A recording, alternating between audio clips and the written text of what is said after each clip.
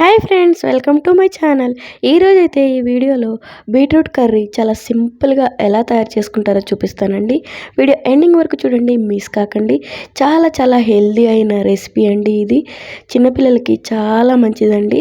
చిన్నపిల్లల కానించి పెద్దవాళ్ళ వరకు ఎవరికైనా హెల్త్కి అయితే చాలా మంచిదండి ఈ కర్రీ తింటే. ఫస్ట్ అయితే ఇట్లా పైన అంతా తీసుకోవాలండి, తొక్కంతా. చూడండి, వీడియోలో చూపిస్తున్నాను కదా, వీడియో మిస్ కాకండి, ఎండింగ్ వరకు చూడండి. చాలా చాలా బాగుంటుంది కర్రీ. అయితే చాలా సింపుల్గా అయితే తయారు చేసుకోవచ్చండి.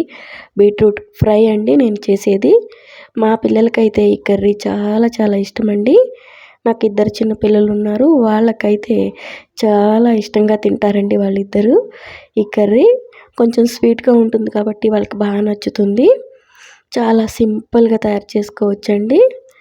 ఇట్లా వీడియోలో చూపిస్తున్నాను కదా, అట్లా మొత్తం పైన తొక్కంతా తీసేసుకొని ఉంచుకోవాలండి.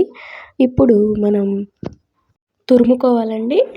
ఇలా ఏదన్నా మీ దగ్గర ఉంటే దాంతో ఇలా సన్నటి దాంతో తురుముకోవాలండి. తురుముకుని చేస్తే చాలా బాగుంటుందండి. ముక్కలు కట్ చేస్తే అంతగా పిల్లలు అయితే తినరు మా పిల్లలు, అందుకే నేను తురిమే చేస్తాను. చాలా చాలా టేస్టీగా అయితే ఉంటుందండి. చూపిస్తున్నాను కదా వీడియోలో, అట్లా అయితే తురుముకోవాలండి. వీక్లీ వారంలో ఒక్కరోజైనా తింటే ఈ కర్రీ హెల్త్కి అయితే చాలా మంచిదండి. పిల్లల కానించి పెద్దవాళ్ళ వరకు ఇట్లా అయితే తురుముకొని పెట్టుకోవాలండి. చూడండి, ఇప్పుడైతే ఒక ప్యాన్ అయితే తీసుకున్నాను. అందులో అయితే ఆయిల్ అయితే వేసుకోవాలండి. ఆయిల్ హీట్ ఎక్కిన తర్వాత తాలింపు గింజలు అయితే వేసుకోవాలి. ఈ ప్రాసెస్ అంతా అందరికీ తెలిసిందే కదా. చాలా సింపుల్ అండి, ఈజీగా తయారైపోతుందండి. హెల్త్కి అయితే చాలా చాలా మంచిదండి బీట్రూట్. వారంలో కంపల్సరీ ఒక్కరోజైనా తినేటట్టు అయితే చూసుకోవాలండి అందరము. హెల్త్ అయితే చాలా బాగా ఉంటుంది మనకైతే. చూస్తున్నారు కదా, తాలింపు గింజలు అయితే వేసేసాను. అవి వేగిన తర్వాత కొంచెం అయితే వెల్లుల్లి రెబ్బలు కూడా వేసుకోవాలండి దంచి. వెల్లుల్లి రెబ్బలు కూడా వేయడం వల్ల టేస్ట్ అయితే చాలా బాగుంటుందండి. నేను ఏ కర్రీలో అయినా వెల్లుల్లి రెబ్బలు అయితే వేస్తానండి. ఇందులో అల్లం వెల్లుల్లి పేస్ట్ కానీ మసాలాలు కానీ ఏమి వేయను, సింపుల్గా వండేస్తానండి పిల్లల కోసం కాబట్టి.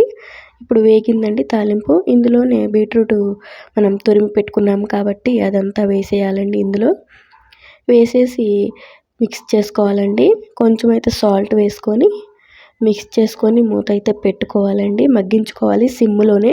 హైలో అయితే ఎట్టి పరిస్థితుల్లోనూ పెట్టకూడదండి, మాడిపోతుంది. సిమ్లోనే వండుకోవాలండి. కొంచెం టైం పడుతుంది, అయినా సరే మనం సిమ్లోనే పెట్టుకొని వండుకోవాలండి. ఇట్లా మూత పెట్టుకోవాలండి, సిమ్లోనే ఉంచుకోవాలి. ఇప్పుడైతే ఒక్కసారి మూత తీసి చూద్దాము ఎట్లా ఉంది అనేది. చూడండి, ఈ స్టేజ్లో అయితే కొంచెం సాల్ట్ అయితే వేసాను నేను. ఒక్కసారి మొత్తం మిక్స్ చేసుకొని మళ్ళీ ఒక్కసారి అయితే మూత పెట్టి సిమ్లోనే మగ్గించుకోవాలండి. చాలా చాలా బాగుంటుంది టేస్టీగా కర్రీ అయితే. రైస్లోకి అయితే చాలా బాగుంటుందండి, చిన్నపిల్లలకైతే చాలా బాగా నచ్చుతుంది. ఒక్కసారి మూత పెట్టి సిమ్లోనే ఉంచి మగ్గించుకోవాలండి. చూస్తున్నారు కదా, కలర్ఫుల్గా చాలా బాగుంది కదా, చూడగానే తినేయాలనిపిస్తుంది ఎమ్మీ ఎమ్మీగా.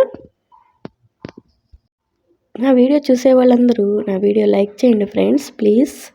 ఇప్పుడైతే కొంచెం కారం వేసానండి, కొంచెం వేసాను.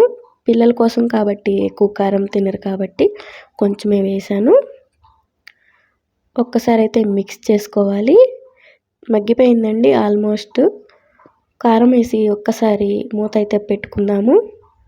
నా వీడియో చూసే వాళ్ళందరూ నా వీడియో లైక్ చేయండి అండ్ నా ఛానల్ సబ్స్క్రైబ్ చేసుకోండి.